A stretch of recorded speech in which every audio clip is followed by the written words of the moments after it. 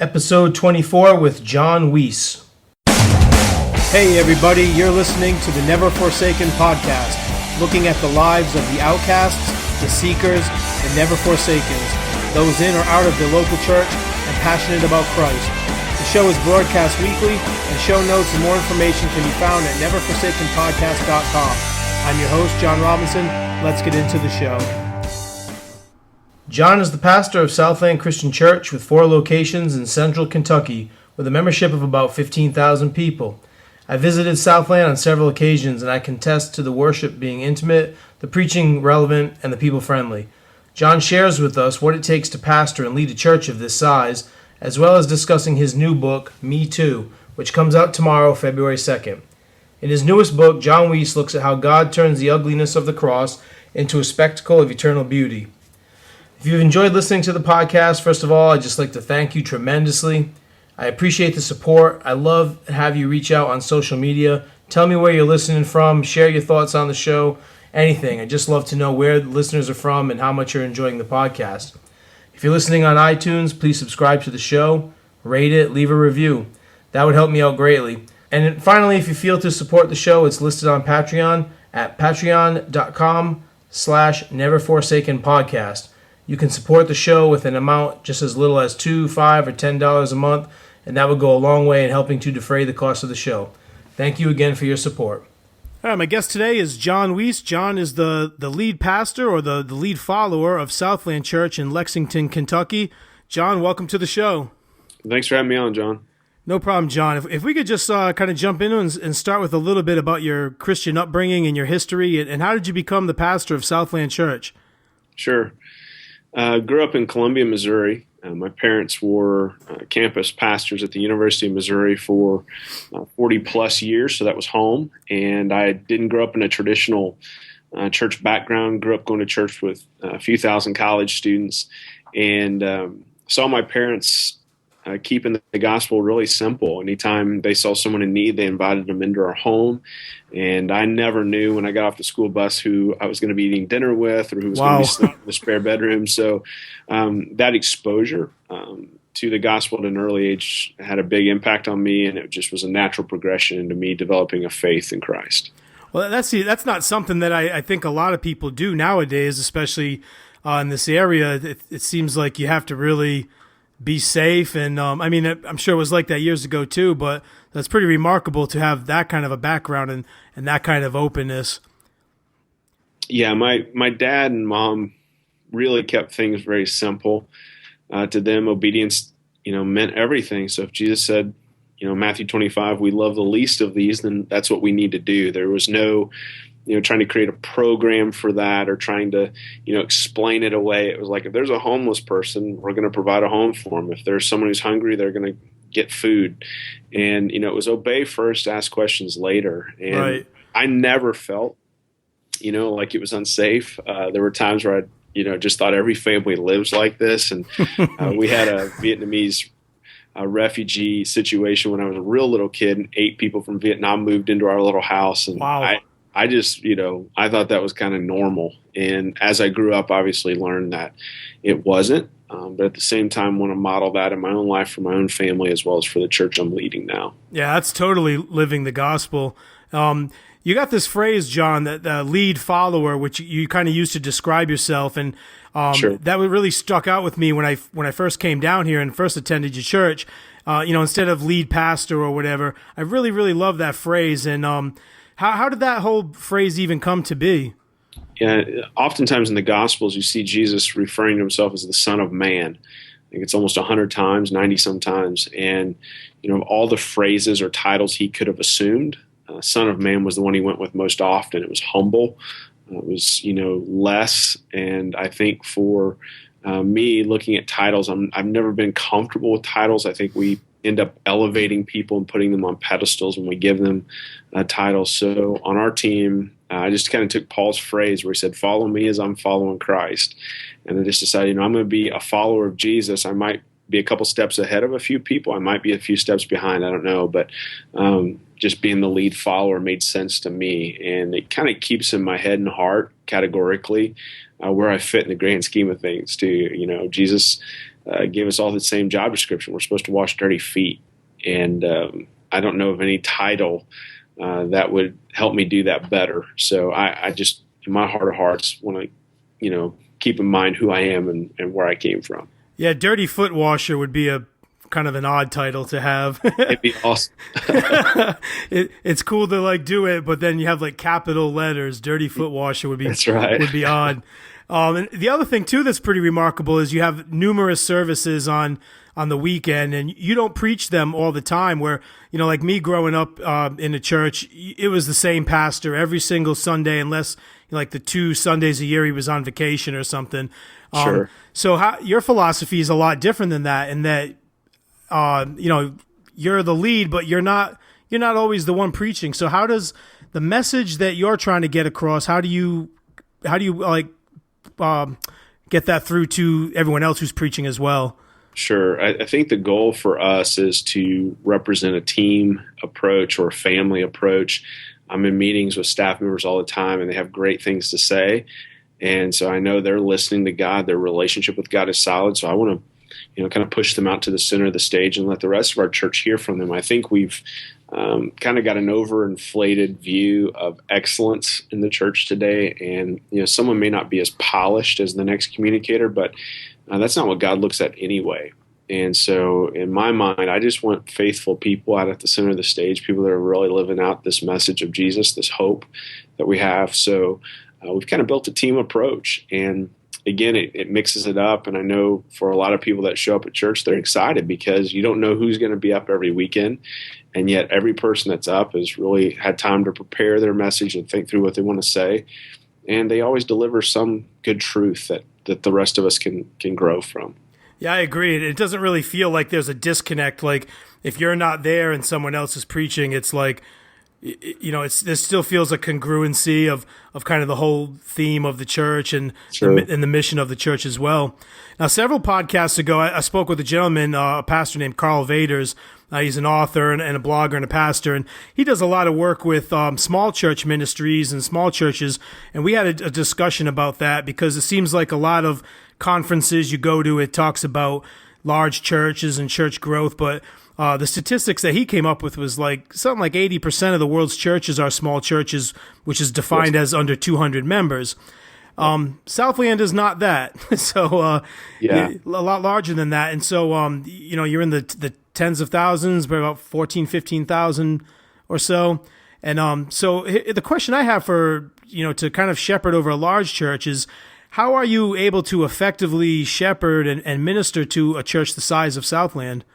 Yeah, I think, first of all, we really encourage everybody to take responsibility for their own life. That's where it begins. I think there's a personal responsibility issue in our culture today. The second step we encourage people with is to get involved in a group. And we want everybody to put their feet under a table at least once a week and interact with people of common faith. The family in the United States is so busted that people need brothers and sisters and moms and dads. And, we can never have too many of those. So our group model facilitates that shepherding component. There's no way for me to, be there for everybody in our church. But if they're in a group, they have a span of care. They have friends that will be there when there's a funeral or when there's a hospital need. And we found that to be a very effective way, not only to grow our church, but to shepherd and kind of steward our church. How many groups do you have approximately? Oh, man, that's a great question. In the last 3 years, we've placed 4,000 new people in groups. So wow. It's one of the biggest arms of our ministry and one of the things that we focus a lot of attention and time on. And then providing a span of care for those, or if people don't like their group, helping them find a group that they can feel at home in. So it's a lot of work. It's not easy, but it's definitely the best model that we've found for what we're trying to do. Yeah, and I think going back to what you said about personal responsibility, again, I agree with you. I think that's definitely something lacking in the culture and in church culture as well. It's like sometimes you hear people will complain about a particular pastor and say, I'm just not being fed there. I'm not being fed by him.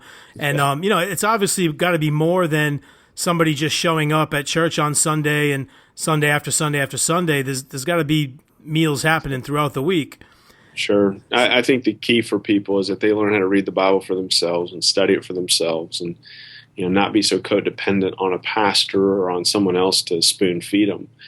Paul talked about moving from milk to meat, and we want to help people accomplish that. Our weekend services are more geared towards the people who are on the fringe, on the margins, those who are lonely, those who have questions or who are confused. And so, we purposely say this weekend service isn't, there to go deep, as a lot of people understand deep to be. But again, we believe the deepest thing in Scripture is the love of the Father. Mm-hmm. And so we make no apologies about how we approach people on the weekend services. And as we got them through our vision and strategy, our goal is to get them in groups with their Bibles open so that they can learn to, kind of take care of themselves throughout the rest of the week. What kind of challenges do you find with a church of that size, Jon? Oh, yeah. Well, we have people coming in from all different backgrounds.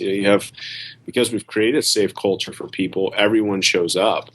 And we love that. We'll never steer away from that. But yeah, you have people that have never heard the name Jesus. They've never opened a Bible. I know it sounds crazy in Central Kentucky, but it's just true. Every single weekend we find people that have no background in church. And yet we also have people who have been coming, for 40 or 50 years and are very strong in their faith. And, the goal is to have those people who've been in the faith a long time come around those people who are new and take responsibility for them. I think that's ultimately what ministry is we're taking responsibility for the lives of others and kind of helping them, get integrated into God's family. So those are always challenging things. Now, you were pretty young, Jon, when you took that job at Southland. So what was that like? It was like 27 around there. I did it in one way because I was young and dumb and didn't know what I was getting myself into. Right. At the same time, I don't recommend it because I didn't have a lot of wisdom or experience. I was 26, and what I lacked in life experience, I made up for in energy and passion. And so, what I lacked in life experience, I've tried to make up for with preparation and, listen more than I talk. What's really key for young leaders is, we think we know a lot, but we really don't. So it's wise just to sit back and be patient and not rush into any decisions. And I made a conscientious decision early on to stay here for the duration of my ministry life. And that way I wouldn't be in such a hurry or in such a rush. And so every decision I've, bounced off of wise counsel of people, and we've taken our time. And we're never in a hurry. A good decision today will be a good decision 10 days from now. So that's helped me avoid a lot of mistakes, even though I have made some along the way. Right. Now, I have, Jon, just watching over the few years I've been attending here and there, I got a lot of respect for the outreach ministries that Southland has. You guys are involved in so many ministries. And would you mind just to share maybe one or two outreaches that you're involved with that might be considered somewhat unconventional? Sure. I think a few years ago there were a lot of discussions in the national debate about health care. And Jesus said, I was sick and you came to visit me. So we decided to open up free medical clinics around our city. We now have 2 that provide free health care to 3,500 patients a week. And it takes 300 volunteer doctors and nurses to pull it off, and millions of dollars in pharmaceutical donations, and hospitals pitch in equipment. And so it's been a team effort, but we have found a lot of uninsured and underinsured people in our city that just needed help with blood pressure medicine and diabetes. And, when we meet with them, the goal is first to meet that medical need and then to begin the process of, getting to know them and building that relationship so that we can eventually talk about their spiritual need.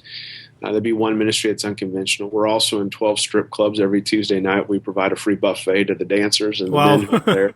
And that's allowing us to build relationships with those women in particular. We want to help rescue them and get them out of that industry, but also to build relationship with the men, because if the demand goes away, then there won't be a supply.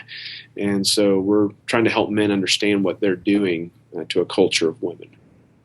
And those are just a few of the ministries that we're involved in that are a little bit different, but there are 300 churches in town doing the same thing. And so we've just decided we're going to throw parties and do things for people that no one else is paying attention to. It's kind of our MO. So seems like, all the good that you do, you've got to have haters, Jon, but you seem a little bit too nice to have haters, though. Oh, we got a lot of them, man. Every day you take attacks, and, not that we go looking for fights. Sure. But I think anytime you do stuff like what we're doing, it makes religious people nervous and makes them even sometimes feel threatened. And that's okay. We still love them. I don't ever do anything to be antagonistic or mean-spirited. Try to smile a lot, but yeah, we get a lot of people that just say we've watered stuff down or it's just too simple. But my response to that has been that I think we've overcomplicated the love of God. And I don't ever want to be guilty of that. I want to make sure that I put it on a shelf where people can actually get it and get their hands on it and experience it the way that I have. So no apologies about that. No, that's tremendous. That's great. So you've got this book coming out soon, John. It's called Me Too. And in this book, you challenge us to experience the God who understands our pressure and our pain and our heartache and our disappointment. So this is the age-old question that really goes all the way back to Job. How does God allow suffering? And there's so many books come out, and you read so much about this approach. The approach to this topic is kind of a mystery to not be questioned, and that's somewhat, I think, the approach that it takes in the book of Job. They're talking about suffering, and then God just kind of comes back with his answer, like, "Don't question me." Sure. But do you take that approach with this book, or do you look at the problem of pain and suffering from another angle? I do a little bit of both, to be honest with you. There is the response of He is God. At the end of the day, we have to trust Him. And that's what we see in the book of Job. I do think that the suffering that we see in our world, or the struggle as I describe it, we're all just struggling. And pain seems to be the one thing we all have in common. It's the fluent language of humanity. It's the result of sin. And all of us contribute to the communal sin pool that then results in global suffering. And the beauty is that we can look at what I am describing in the book as God's three-pronged response to human suffering. We can look back to a cross, see that He did something, past tense. We can look to the church today and see that He is doing something today through His people to alleviate suffering and pain. And then we can look forward to the future, to a city called heaven where Jesus once and for all will end it. Revelation 21:4 is an incredible promise that there will be no more death or mourning or crying or pain. All these things are gone forever, John writes. So I do think that there is a mystery to it. There is hey, we have to trust God that out of our bad situation, He can bring something good. We see that even in the cross. He took a terrible situation and worked it for the good of everybody. So He can do the same with our individual suffering. But I also think there's a message in the New Testament that shows us there's a past, present, and future response that God has to what we're dealing with today. And that's ultimately what I'm writing about in this book called Me Too. So should our approach to suffering be kind of going along with your first point of, you mentioned the cross and how that was all worked out.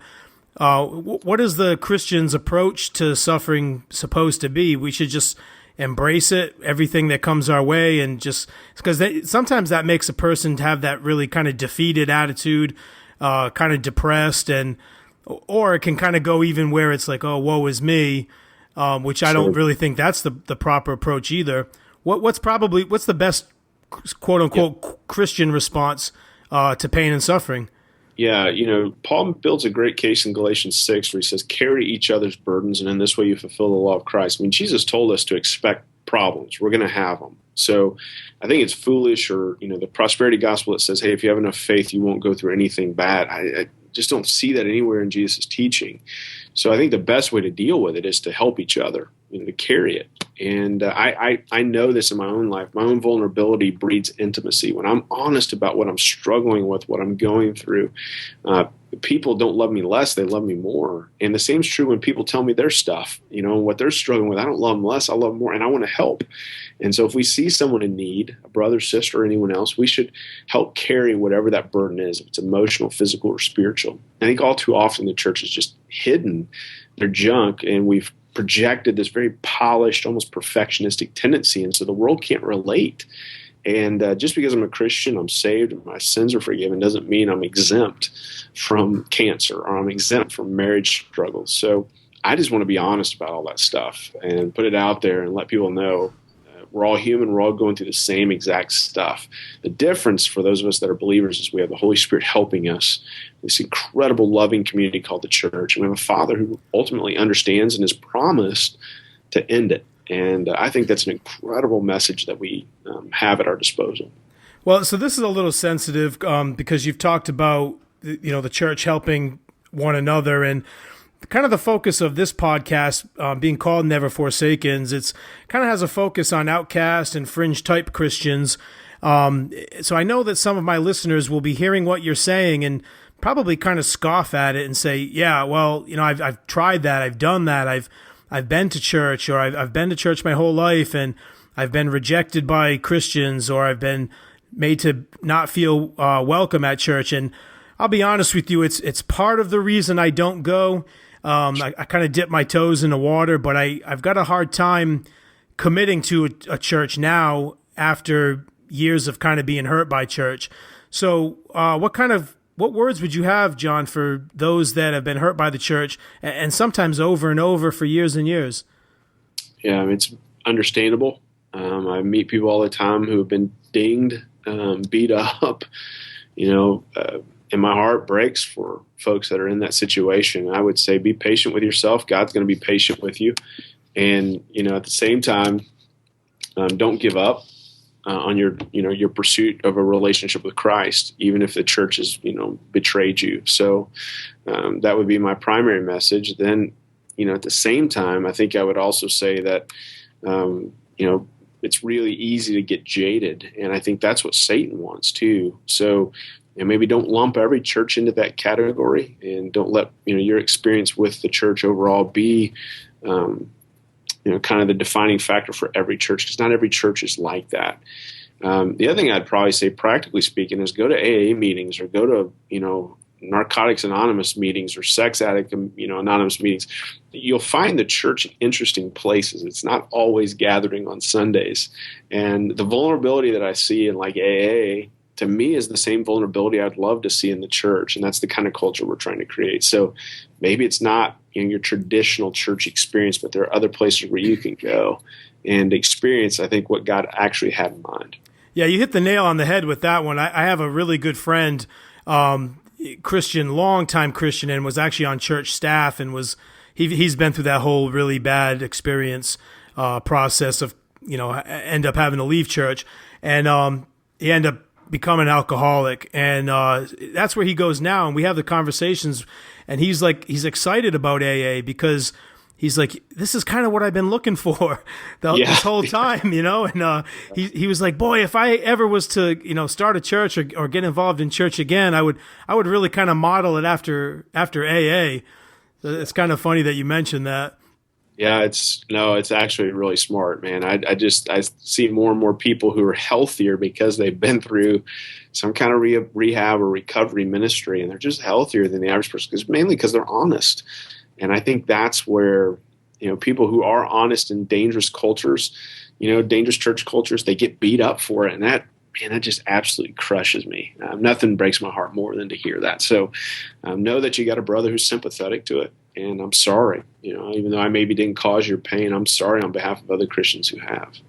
Well, that's powerful too to hear that, Jon. I mean, I even accept that apology on behalf of a lot of my listeners as well. I think that's something that that's humble for you to say, even that you don't hear that come from too many pastors. A lot of times it's, well, I'm the pastor, and if you don't like it, deal with it, hit the road, and that's definitely not the approach that I think needs to be taken. Sure. So when does the book come out, Jon? Because this is going to air people will be listening to it live, but this will be like mid-February sometime. So when does the book come out? Yeah, book comes out in February. February 2nd is when it hits Amazon and hits stores. So, would love to get feedback and love to know people's take on it. Because the goal ultimately is to create a culture in people's heads and hearts where they're just more accepting of other people. And, obviously it starts with recognizing your own junk and recognizing the one thing all of us have in common is our sinfulness.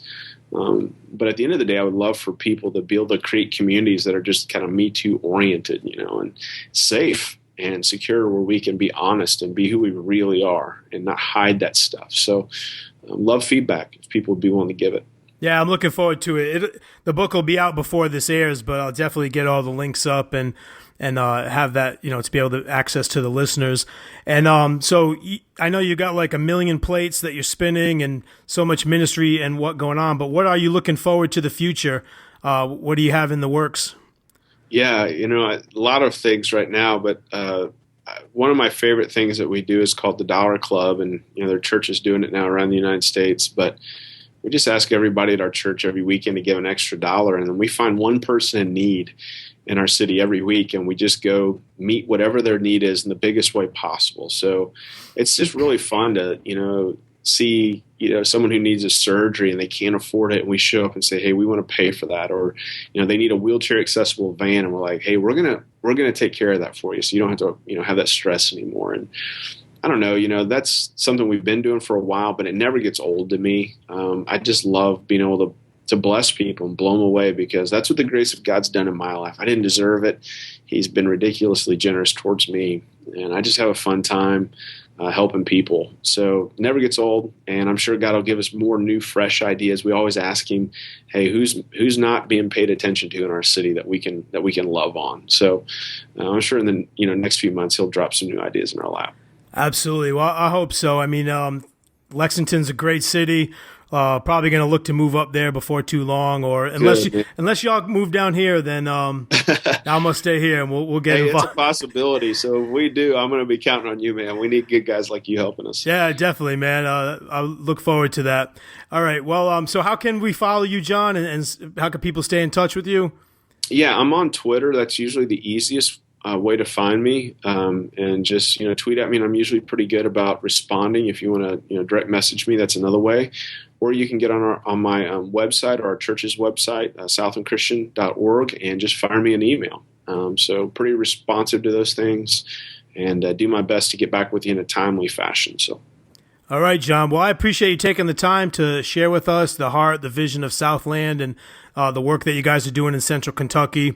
We really appreciate it. I hope the listeners are blessed by it, and look forward to Me Too coming out in February. Thanks, Jon. Have a great day, man. Thanks. You too.